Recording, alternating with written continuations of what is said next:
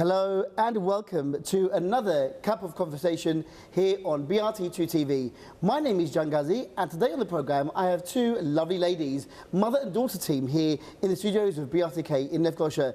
Now, I met Charla, or Charlie, on Facebook, Charlie Rolls, and her mum is Tina Balu. Is that right, Tina? Balu.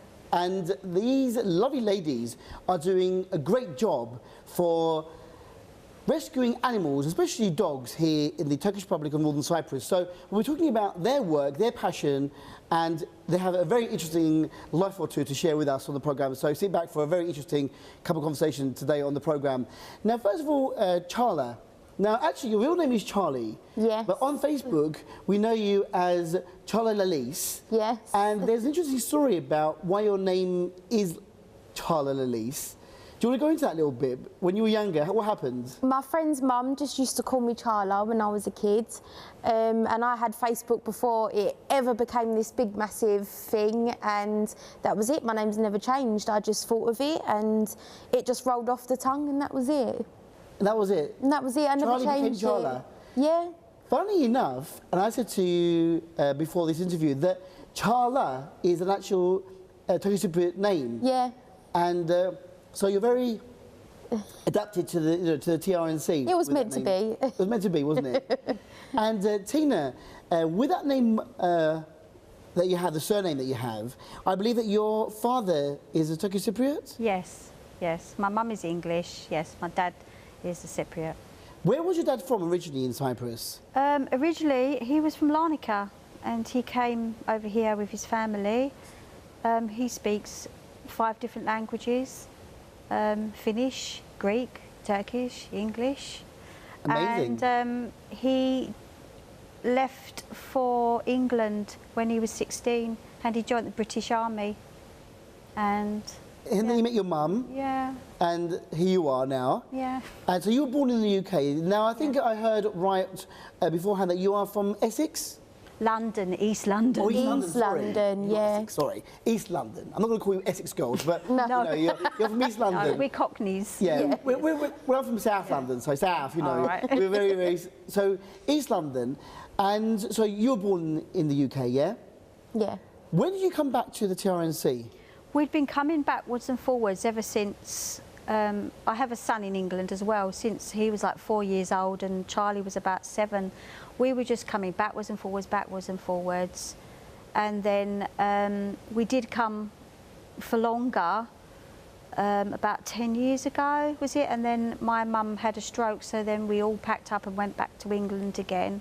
So basically we've had the container come here, go back, come here, go back. And then eventually I met my partner about 10 years ago and we decided we wanted early retirement and we came here and stayed. Although it weren't much of a retirement, I don't think. No, it's the complete opposite. Yes, we'll hear your Not story sad. and we'll know why it's not been a retirement for you a little later on in the programme. So you always had that connection obviously with your father. You knew about North Cyprus, you came here for holidays regularly and then decided, you know, that was it. Let's come and live here full time. What were you doing as a job back in the UK? What was your profession? Wow, I've done so many things. Mainly, my last job for the past 10 years was I was a driving instructor. Before that, Charlie went to university, and when she first started, I went along with her. And I thought, oh no, I'm going to sign up for something as well. So I did creative media for 2 years. Wow. And that's where I started writing scripts. I'd already written 4 novels. Yes, I started writing scripts and doing behind the scenes stuff. And before that, I worked at Madame Tussauds for 10 years, which is a brilliant place to work. What were you doing at Madame Tussauds Wow, then? we worked in, it was called the Pier Cafe, which was inside Tussauds. It was a reconstruction of Brighton Pier as a Victorian with all the old machines, the old shooting galleries. Yeah. And I used to sit at the bar and pretend I was a wax model and just sit there and not move.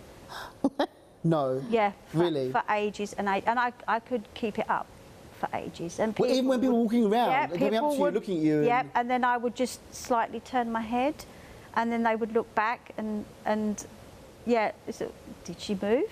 is that real? And then they would come and poke me, and then I would, give them a fright and serve them a beer. Oh my God, what an interesting job that was. It was such a good place, and it's such an old building. There's so many trapdoors, so we used to have so much fun running in and out of the trapdoors, disappear in one place and reappear somewhere else. Yeah. Wow, amazing. And let's go back to the person who actually brought us all together today. Charlotte, it's great that you came down all the way from Buchanan today with your mum to talk about something that's very passionate in your life. Now, before we talk about the animals, the dogs and the horses, you came back to North Cyprus with your mum, but as a younger generation, let's say, after studying university, I think you studied fashion, is that right? Yes, yeah. You left all that and came to Cyprus as well? Yeah. Was it easy for you to make that choice? Yeah, because I really wanted to, and that was it. I upped and I left. I came here and I never looked back. But you're talking about leaving a place like London. Yeah. And going out, not even to Lefkosia or to Guinea in the Tyrrhenian Sea, but all the way in the sticks near Karpaz in Buchanan village, near there. I always say I'm the farm girl from the city. You always say that, yeah? Yeah. The farm girl from the city. That's a nice way to describe yourself. I miss London terribly, I do. Like, I miss my friends, and sometimes I miss the busyness, but no, not enough to move back. Saying that, you are very busy because you are working full-time, aren't you now? Yeah, 6 days a week. Where's that? Busy Bees, estate agents. So you're working with the lovely Maria and her team. A big hello to Maria. She was meant to join me one episode on this programme, but unfortunately she couldn't make it, so hopefully the invite is out there again, Maria. So how did that happen? How did you get involved in real estate? Actually, last year we started doing flyering. As I told you the story already, I suffered severely with anxiety.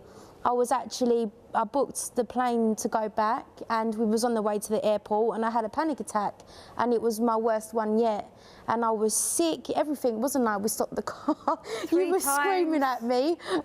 So in the end, we turned around and we went home, and then a post popped up on Facebook, and it was like, there's a job going in Busy Bees. So straight away, it's only 5 minutes up the road, so we went there, and as soon as Maria knew that we did all the animal work, that was it. She said, you start tomorrow.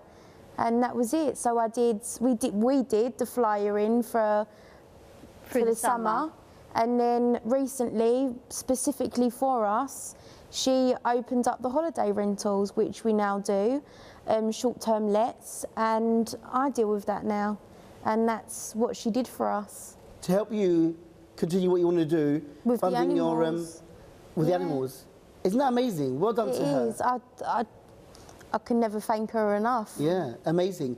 So why Buchanan? When you came back to Cyprus, to think of a place to live, when you wanted to retire and come out here, what is why that direction up there in the Karpaz? We had land left to us. Right. Yeah. Originally we was going to build 2 houses, one for us and one for my parents. And they built the main road for our land, which split it in half, so it wasn't big enough. So basically I claimed it, and now the animals have claimed it. So you actually live not too far from Buchanan. I think you said, was it Sazluköy? Yeah, next village. Next village. So you're there now. Describe, your house is a normal house, or is a... It's an old village house, yeah, with... that was already there? You didn't build it, did you? No, it's a rented house. Yeah, we sold our house in Lapta, and we rented this because we wanted to build on the land. And that's it? That's it, really, yeah. The rest is history? Yeah. So, let's now come to the real reason why you're here. Now, you love dogs. Tell me, at the moment, how many dogs do you have under your care? 18. 18 dogs. And God knows how many on the way. There's one that we've recently just got from the petrol station. Who's pregnant? Yeah, she's pregnant. And the vet said she's at least got 3. Least. At least. It could be 3, 5, 6. Yes. We don't know, do we, at the moment? No, really don't know. So you have a Facebook page, and you are what do you call the page? What's the name of the page? TRNC Animal Rescue Family. Right, so rescue family, you're rescuing dogs and then you've got land and you're building a shelter for the dogs. For us and the dogs, hopefully. Yes. Yeah. So, how did this all begin? I mean, you know, nobody goes out and gets 18 dogs over the years and thinks, oh, you know, I'm going to have 18 dogs in this house. Although, I know, when you're a dog lover, you can never say no to any dog. But what happened? I mean, why did you feel the need to go with that extra effort and to save dogs that you might see abandoned in the road or somewhere? They came to us. Yeah. They know where to go. We are spiritual. I am more. I do Reiki, which is healing, spiritual healing. And I think it's the energy that we have around the house. They're just drawn to us. And they do end up outside our front door. We don't go out and find them. Very rarely we've picked up any dogs. One Out or of, two. what, the 18 that we've got, considering we've had more than that, we've lost 3, Four. 4 now, 5. Yeah, it's... They come to us.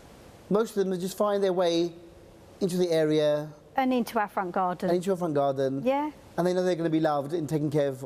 Yeah, Head of. it's really strange. Yeah, That is- out of all them, we've only picked up 3. Yeah. Because the reason why I ask you is that there are lots of different groups on Facebook now that are doing good work for the animals here on the island. I mean, I know that you have loose connections with people like Hope for Pets, Stephanie Harrison Crofts. She's with them. I know that you know Sarah Jane Purcell. She's with FARC. That's the Famagusta Animal Rehoming Centre. Yeah. So what happens when you get these dogs? I mean, are you hoping to rehome them, or this is mine, this is mine? Obviously, we want to rehome them, but it never comes down to it because we always take the ones that are needy and Sick. yeah, disabled, Yeah. old. Yeah. We always take the ones that, you know, That no more, one else wants. Yeah. yeah, basically.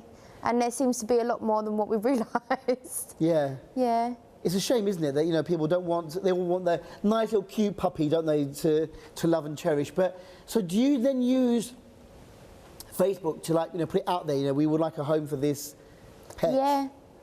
And it's funny enough because we've rehomed a few, you know, it's not just ours. We've come across dogs at the office that we've put in one of the cages at the back that we've got for our own dogs in the office, because we've got rescue animals in the office as well. Of course. Yes, obviously. I couldn't work somewhere where they didn't like animals. But we've rehomed like the next day. Yeah. Just like, you know, the odd 1 or 2 dogs that just come along out of nowhere.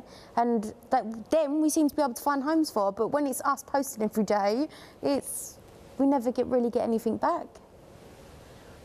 It's amazing, you know, that people who are animal lovers, they go the whole way. You know, it's not just loving them a little bit, it's loving them with your heart and doing anything you can for them. Were you always into animals back in the UK as well? Oh, yes. Yeah. When I was tiny, when I was a child, I used to bring home injured birds, cats, which probably got on my mum's nerves. But, yeah, and I had my first horse at 14 and everybody thought it was a 5-minute wonder and it never left. Never left? No. And have you always been an animal lover, Yeah. Charlie? Yeah. It's in the family then, it's in the genes. It's her fault. Yeah, I bought her first pony when she was 10 years old, didn't I? And because you were short, you could ride her. Yeah. So, yeah, it wasn't just for me, it was for both of Yeah. us. Nice. Speaking of horses, you also have a horse, don't you? Yes. Is it Diego? Yes, Yeah. Diego. We had 2. We lost 1 recently, so he's on his own now until another rescue comes along. So is Diego a rescue horse then? Sort of, yeah. He was smuggled from the south, I believe. He's probably an ex-racehorse, which there are so many here. They do this thing that's called firing on the legs, which is actually pouring acid on the horse's legs, which they think is some sort of cure. And it sometimes works, but sometimes it doesn't. And they end up with scarred legs and useless. You can't ride them. Diego's one of them. And even when you rescue animals, you still have to buy them, especially the horses and donkeys, because the owners still want money, Yeah. don't they? Even when they're ill, so you do have to pay money for them. So we did pay for him, not a large amount. I thought maybe I could rehabilitate him, but We tried, I've been on his back a couple of times, but he really can't take more than 5 minutes. So he's retired now. Yeah, he just thinks he's one of the pack of dogs, really, doesn't he? Yeah, he tries to eat the dog biscuits, takes your plastic bag. He likes coffee. Yeah. He drinks my coffee. I heard, I read somewhere on the internet that there was a sheep in America living with dogs, and the sheep thinks that it's a dog as well. Yeah. You know, so sometimes the animal gets confused. Yeah. We had yielders before we had Diego, and obviously we still had like 7 dogs, didn't we? Yeah. And she, whenever we took the dogs out, she would cry after them, and she'd try and jump the fence and come out for a walk with us. So they were her pack until we got Diego. And now that yielders has gone, the dogs are Diego's pack. Yeah. Fantastic. Nice story. So you said that the land that you had is now gone to the animals, and you are building a shelter. Is that tell us what's happening now at the moment? Originally, we wanted to build a house, but obviously we haven't got money. I do have a YouTube channel called Lemonade Budget. So step by step, as I'm building, I film it. Yeah. We started out with plastic bottles. We built a tyre wall for the horse using about 400 tyres from the local tyre place, which he was glad to get rid of because you can't recycle them, there's nowhere to take them. Yeah. Plastic bottles obviously go into the sea, they last 100 years. So I looked up about making a house from recycled materials, and I thought it was either straw bales, tyres. Tyres became really hard, and the amount of earth that you need to fill them just wasn't doing it for me. It took us so long to build the tyre wall. But no, I'm going to try plastic bottles. They're easy to carry, easy to pick up, and there's plenty of them about.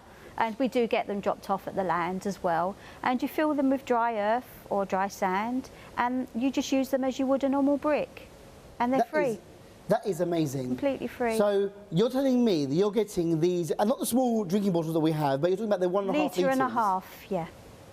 Yeah. You fill it with earth or sand, and then you just stack them up. Yeah, and cement them. And cement them. Yeah. And then plaster afterwards, and you wouldn't know the difference. Nope. From the outside. And it's bulletproof. Good insulation. Yep, very good. Yep, cool in the summer. Cool in the summer, warm in the winter. Very nice. Yeah. But isn't it very difficult though? I mean, the number of bottles, or is that bottle probably the same size as a brick then? So the number of bricks you need would it be the same number of bottles you need probably? Probably, yeah.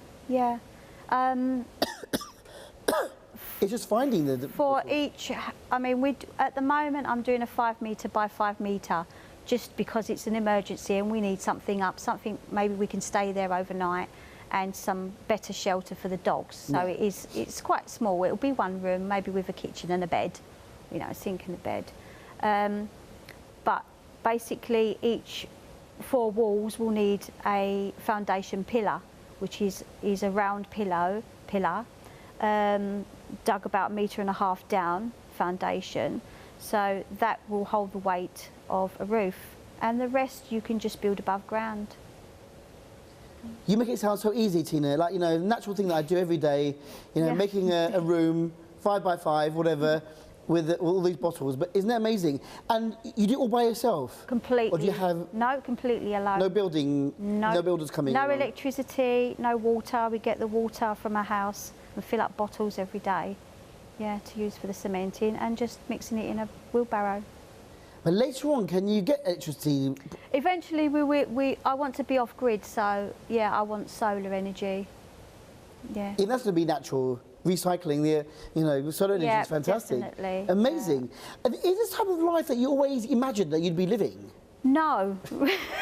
What about you? For you? I mean, I would love to have a nice villa, you know, a walk-in villa with a nice landscape garden. But with animals, you either have a nice home and your house proud, or you have animals.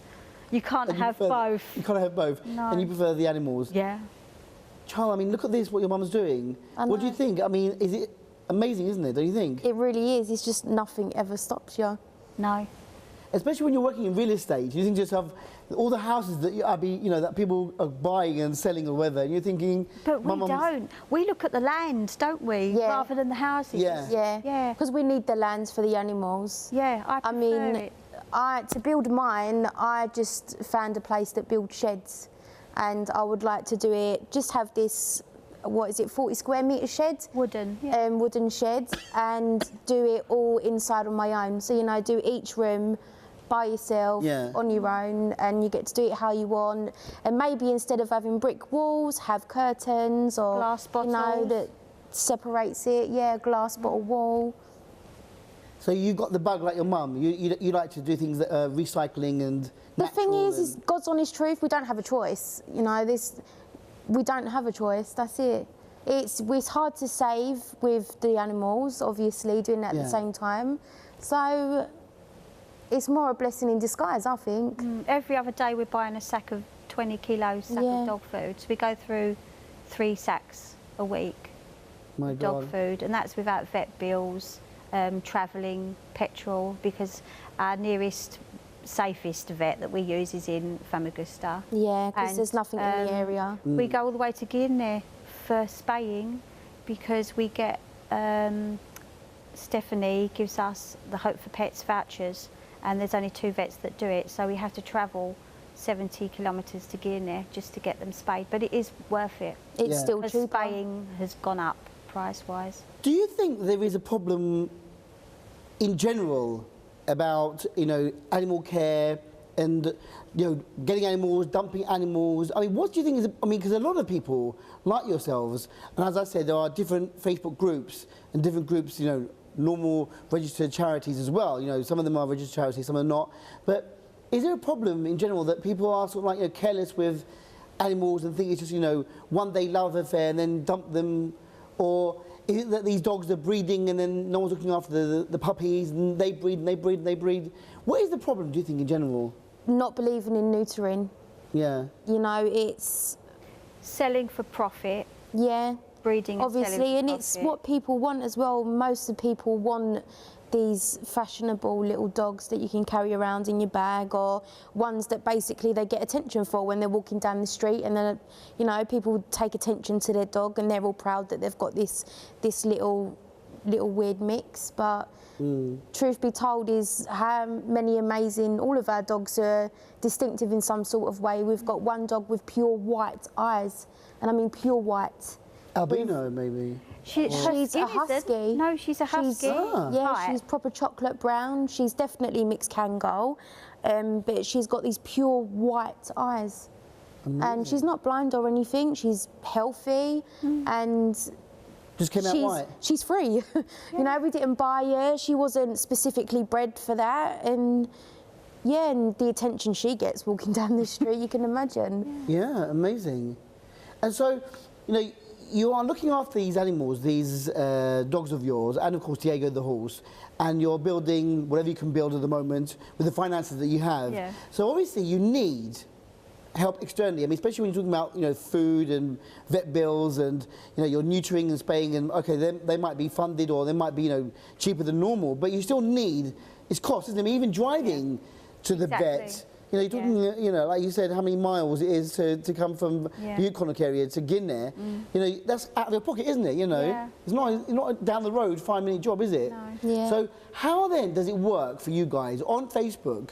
Do you get funding, or do you hold charity events?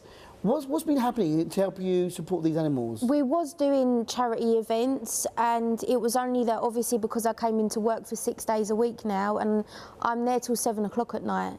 You know, so it's not having the time to be able to do all that organisation. When we did just them 2 events, I mean, charity is a full-time job. You know, constantly posting, keeping up with your donators, because, you know, they want to see where their money's going, and it really does take up a lot of time. It is a full-time job.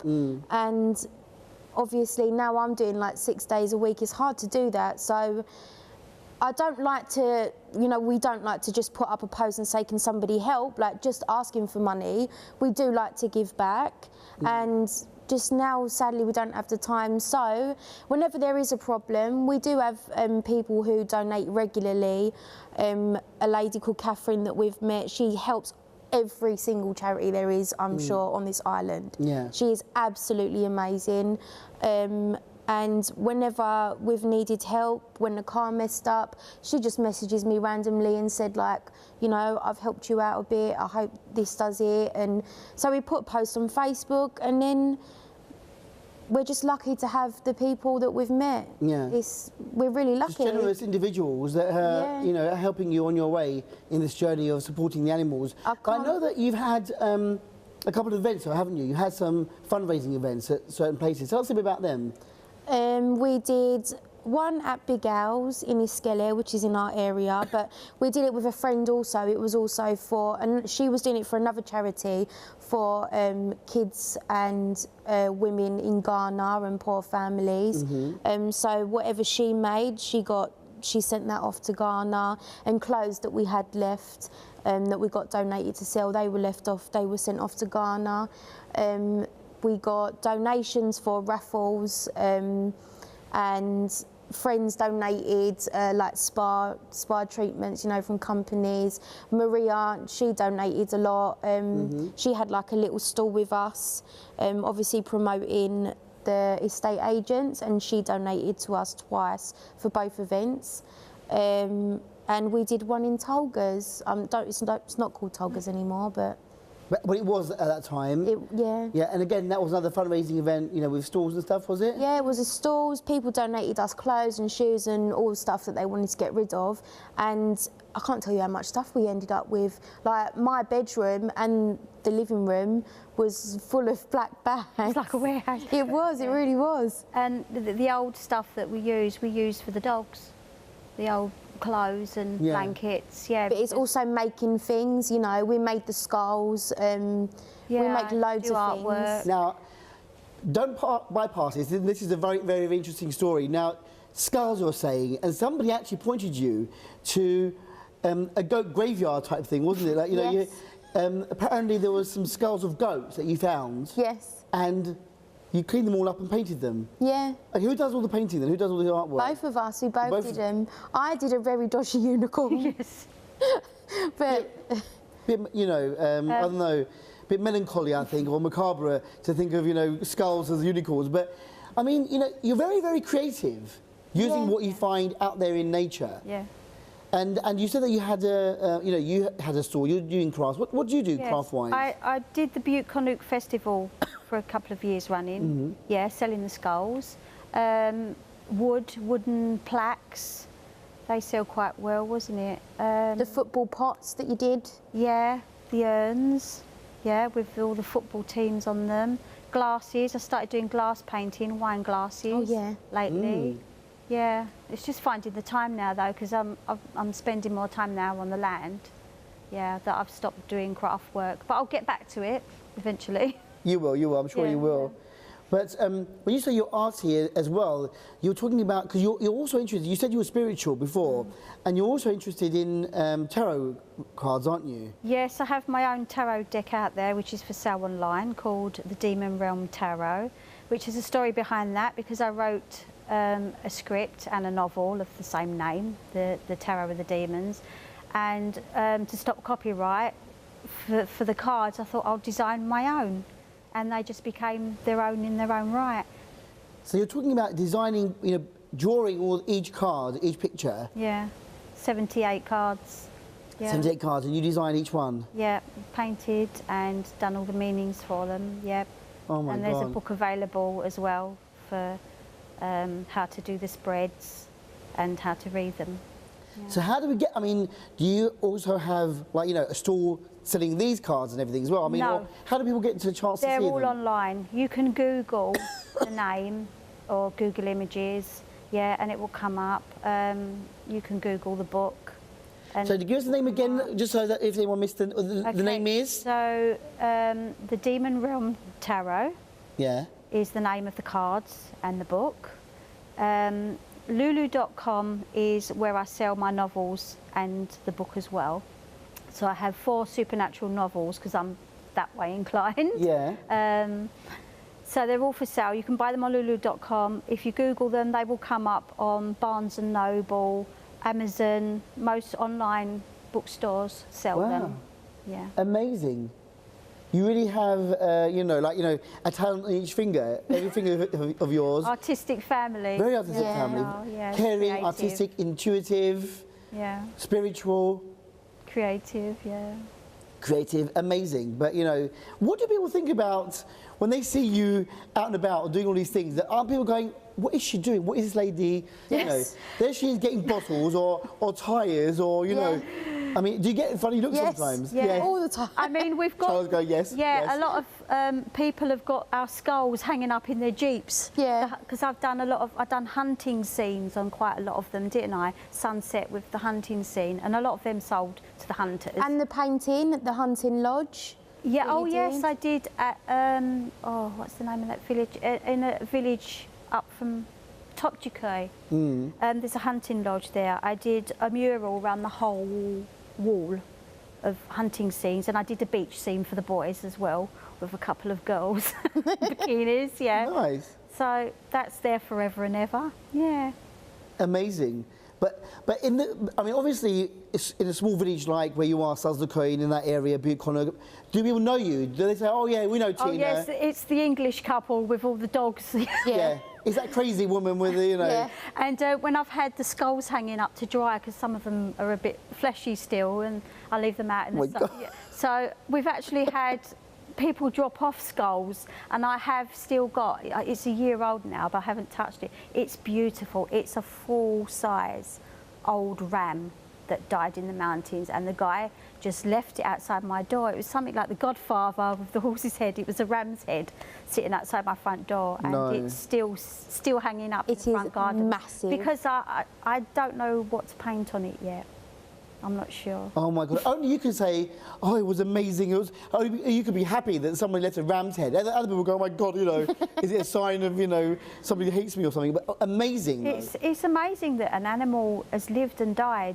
We're all the same underneath. We're all bone. Raw bone. Yeah, Where we're all going to go in the end. yeah. But don't you find it morbid though? No. You love it as well. Yes. It's Nothing about this recycling. life at all. I'm thinking of Charla, the fashion student, or the fashion, young, hip and trendy. I know you are young, hip and trendy still, but this life. I mean, when you chat with your friends back in the UK, what do they think of what you're doing now, your life They're now? actually not shocked at all. They're not? It's only just recently that we was all saying, all of us have gone off to do everything that we actually thought that we would end up doing when we was kids. It's not nothing that you think about yourself, but other people say about you, Yeah. They know that I've always loved animals. They know that my mum's always loved animals.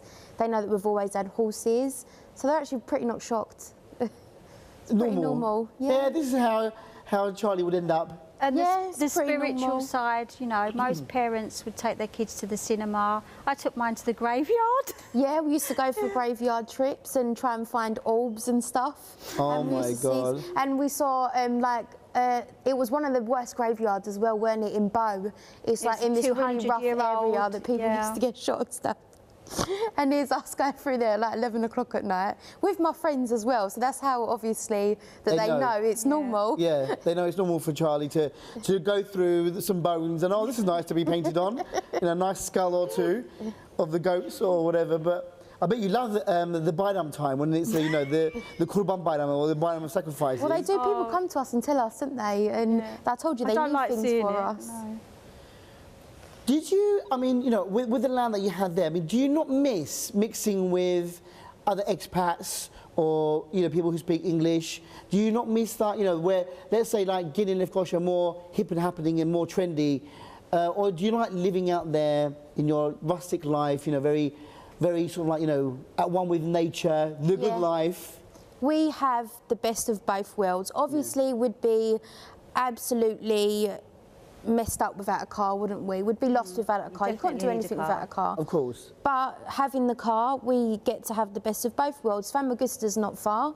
It's one straight road. And we're always busy. We're always going to Guinea or going to somewhere, ain't we? Like with helping out with the other animals elsewhere, or if someone's got an event going on elsewhere. So it's nice to be travel able to go there and then go home to quiet. So I get the best of both worlds. So you like that? That's a good combination for you. Yeah, definitely. To be able to enjoy life, but then go back home and relax and just take it easy, chill out in your room with all the bags and the hidden dogs and the whatever. Fantastic. So, how do people now help you guys? If they want to fund you in a way, I know that you said you're too busy now to hold any actual charity events, but people are still helping you with, I don't know, donations, aren't they? Yeah. So how does this work, Charlie? You tell us about how people can donate for you. You can go to our charity page, which is TRNC Animal Rescue Family, and on there, there's you know, you've got the donate button, which takes you to GoFundMe. But people usually prefer to do it through PayPal as friends and family, because obviously GoFundMe still takes a percentage. But some people don't have PayPal, so you know, still it doesn't matter. Every little helps if it's like 1 penny. Also, you know. people have donated bags of dog food. Yeah, obviously, it's not just about money. It's the vets. Yeah, or they leave money at the vets. You know, so they leave a tab for us at the vets that they know that we go to, which always helps us, because no matter what, we always end up going to the vets at some point. Yeah. And yeah, it's donations of food and plastic bowls, and Stephanie's helped us a lot with blankets and stuff, because there's no point buying beds because they just rip it up anyway. Yeah. So if it's a bed, they need a plastic bed. Or we just have old blankets, old sheets. Yeah. So maybe at home, if you anything that you don't want, bedding-wise, blankets, donate them. Yeah. And I mean, it's a small community here, so everyone knows everyone. So I'm sure people know that, oh, you know, if I do have anything to give away, I'll give it to the lovely couple who have many dogs, and to Charlie, who's got, you know, the dogs and the horse, Diego. But it's amazing how so many people are affected by animals. And do you find that here, the community here, do you think it's a animal-loving community generally, aside from maybe, you know, a couple of people not looking after their animals, but do you think people are willing to help you? Are they on board with you, do you think? Everyone that we've met, all friends that we've met are through the animals. Yeah. That's even my job. I got my job through the animals, you know. It's all the same. And coming here really put our faith back in the human race. Yeah. And I just can't believe how there are actually still nice people out there. Amazing people. There are, of course, like you guys. And you can't save every dog, unfortunately. No. There's no way you can reach out to everyone. But as long as you can do what you can do, and the ones that you see, you'll help. And as you say, very, you know, interestingly, you spay and you neuter so they don't reproduce, so you don't have more strays out there. But people who like dogs, I mean, what you were saying on the radio with Denise, my colleague, that, you know, don't go and buy a dog. Go and rescue a dog. I mean, it could be your dogs, it could be anyone's dogs. It could be at the Iskele kennels or Fark or Hope for Pets or Caribbean Animal Rescue or anything. Would you say to people, you know, go to a shelter and adopt a dog? Yes. Definitely. Because there's just no reason not to, apart from the fact that they're not full breeds. That's it. But they some still of them are. Yeah, some of them are, but you know. But most of the time, it's crossbreeds, isn't it? So people were looking for, you know, the pure breed. But you know, like you said, your husky with the white eyes, beautiful. Why would you want? See, I'm different. I like to be different. Yeah. So personally, if someone's already got something, I wouldn't want to go and get the same thing. You know, I like to have something that's distinctive, and that's one in a million. And literally, there's never one of the same dog on the streets. The mixes are amazing. You just, you know, you've got little dogs mixing with big dogs. So like Mitzi, we've got a tiny miniature Kango, when really she should be this big, massive bear, but she's not. She's just this little scruff bag. And where are you going to buy her from? Nowhere. And she's the same as any other dog. They love attention. They give you kisses and cuddles and affection. And you don't have to keep them inside the house like we do. they love being outside, hence obviously most of us now live on the land after being indoors. And actually the only reason why they're on the land is because they used to jump over the fence all the time to still get out. Although they've got all this love and affection, they still like to be outside. Of course, yes. I mean, I know that from dogs that we have in our area. You know, my family has got dogs, and if they're outside during the day, they're running around, having fun, exploring, and then come back again at night. So, yeah, why not have them roaming in an area where they're going to be safe, in the sanctuary that you are building at the moment with the plastic bottles? Amazingly, I still can't believe that. I had to lie down after this interview and think about what's going on. But amazing. But so yes, you can go to your website, to your Facebook page, and donate there. And you have an account in England, so do your friends in England also donate as well? Yeah, yeah. But anyone can from where they are. Yeah, anyone can from all over the world. Just pay, you know, credit card or whatever. Yeah. And it's safe, and the money goes all to the animals. Straight to the animals. Everything we do is for the animals.